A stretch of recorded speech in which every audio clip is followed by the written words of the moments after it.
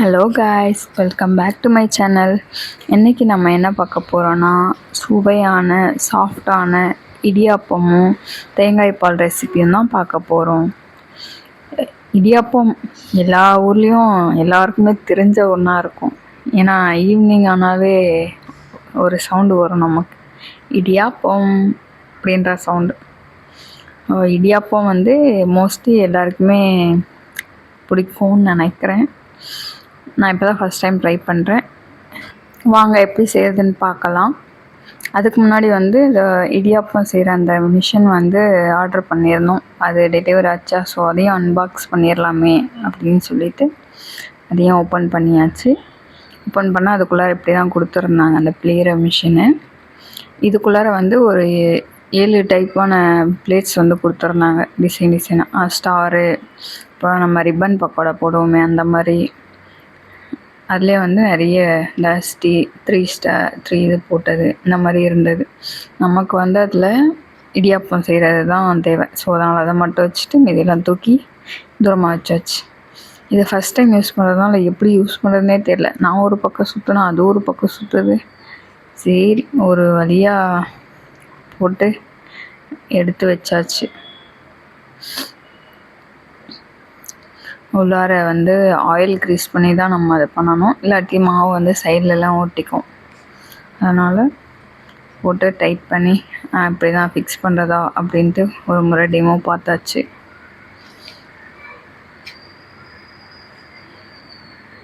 அவ்வளோதாங்க, இந்த பிளேட்ஸ்லாம் எடுத்து வச்சுட்டு இதுக்கு இப்போதைக்கு வேலை இல்லை, அதனால் உரமாக வச்சாச்சு.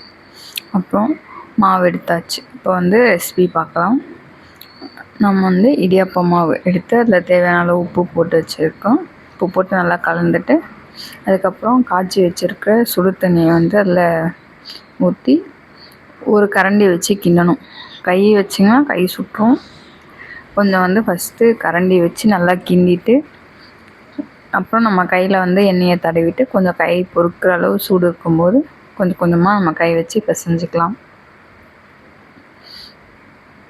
இப்படி நல்லா பிசைஞ்சிட்டே இருந்தோன்னா கொஞ்சம் எண்ணெய் விட்டு பிசையும் போது வந்து கொஞ்சம் சாஃப்டாக கையிலையும் ஒட்டாமல் வந்துடும். வாங்க, மாவு பிசைஞ்சாச்சு.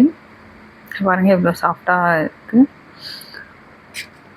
இன்றைக்கி நாம் யூஸ் பண்ணது வந்து எலைட் பிராண்டோட இடியாப்ப மாவு தாங்க. இதில் வந்து கொழுக்கட்டையும் செய்கிறோம், அதுவும் சூப்பராக இருக்கும்.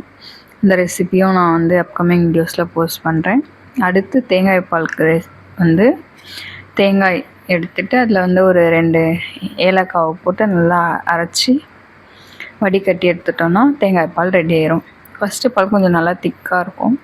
செகண்ட் பாலுக்கு வந்து தண்ணி நிறைய ஊற்றாமல் கொஞ்சமாக தண்ணியை ஊற்றி இன்னொரு முறை அரைச்சி எடுத்துட்டோன்னா அவ்வளோதாங்க, தேங்காய் பால் கிடச்சிரும். அந்த தேங்காய் பாலில் வந்து நம்ம வேணால் நாட்டு சர்க்கரையும் போட்டுக்கலாம், வெல்லமும் போட்டுக்கலாம். ஒரு சிலர் ஒயிட் சர்க்கரையும் போடுவாங்க. பட்டு இது நாட்டு சர்க்கரை போடும்போது கொஞ்சம் நல்லா டிஃப்ரெண்ட்டாக இருக்கும், டேஸ்ட்டு ஹெல்த்தியாகவும் இருக்கும். ஒயிட் சர்க்கரை அவாய்ட் பண்ணிடலாம். நமக்கு வந்து இன்றைக்கி இடியாப்பம் செய்கிற அந்த பாத்திரம் வந்து நம்மக்கிட்ட இல்லை.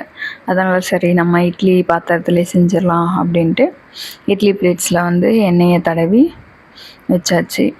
அடுத்து வந்து மாவு கொஞ்சம் கொஞ்சமாக உருட்டி அந்த மிஷினுக்குள்ளார போட்டாச்சு. முதல்ல வந்து மிஷினில் நல்லா எண்ணெயை தடவினோம், இல்லாட்டி மாவு ஃபுல்லாக சைடில் ஒட்டிடும். அதனால் எண்ணெயை தடவிட்டு இடியாப்ப மாவு உள்ளார வச்சு அந்த மேலே இருக்க மூடியை வந்து நல்லா டைட் பண்ணோம்.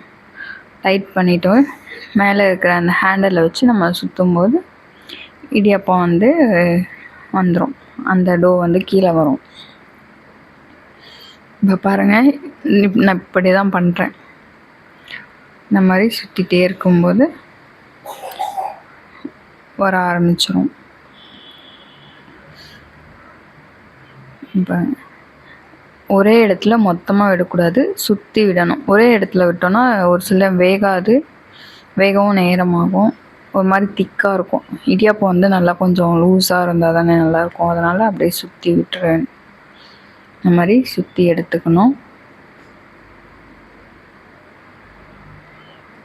பார்த்திங்களா, அந்த மாதிரி தான் இருக்கும். நல்லா சுற்றிட்டு இதே மாதிரி இன்னொரு பிளேட்ஸ்லையும் நம்ம வந்து இடியாப்பம் மாவை சுற்றி எடுத்துக்கணும். இதை வந்து இட்லி சட்டியில் வச்சு ஒரு 5லேருந்து 7 நிமிஷம் வேக வச்சாவே போதும். ஏன்னா அது ஏற்கனவே நம்ம சுடு தண்ணி ஊற்றி தான் பிசைஞ்சிருக்கோம். அதனால் 7 நிமிஷமே போதுமானது தான். தேங்காய் பால் ரெடி பண்ணிடலாம். தேங்காய் பாலில் வந்து நான் இன்றைக்கி வந்து வெல்லம் தான் போட்டிருக்கேன். வெல்லத்தை நல்லா இடித்து அதில் போட்டு நம்ம அடுப்பில் வச்சு லைட்டாக ஹீட் பண்ணிக்கணும்.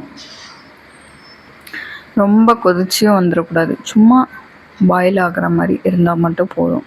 ரொம்ப ஹீட் பண்ணணும்னா அது திரியாக ஆகிற மாதிரி ஒரு மாதிரி ஆகிரும். அதனால சும்மா லைட்டாக ஹீட் ஆகிற வரையும் வச்சு நல்லா மிக்ஸ் பண்ணி விட்டாலே போதும். நம்ம தேங்காய் பால் ரெடி ஆயிரும்.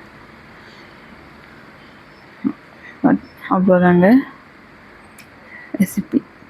நம்மளோட சூப்பர் சாஃப்டான இடியாப்பம் ரெடி ஆயிடுச்சு. இவ்வளோ தான் இருக்கும்.